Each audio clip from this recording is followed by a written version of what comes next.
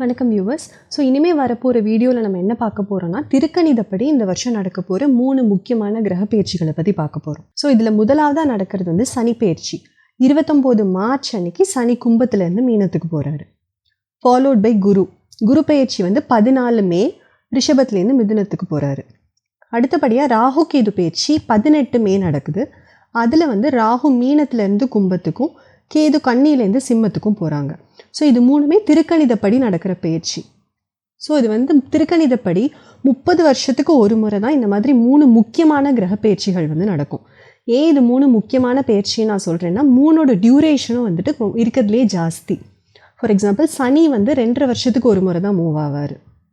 அதே மாதிரி குரு 1 வருஷத்துக்கு ஒரு முறையும், ராகு கேது வந்து 1.5 வருஷத்துக்கு ஒரு முறையும் தான் மூவ் ஆவாங்க. ஸோ இது மூணுமே கொஞ்சம் சிக்னிஃபிகண்ட்டான பலன்களை கொடுக்கும். ஸோ அது வந்து எப்படி இருக்கும் ஒரு ராசிக்குங்கிறது தான் இனிமேல் பார்க்க போகிறோம்.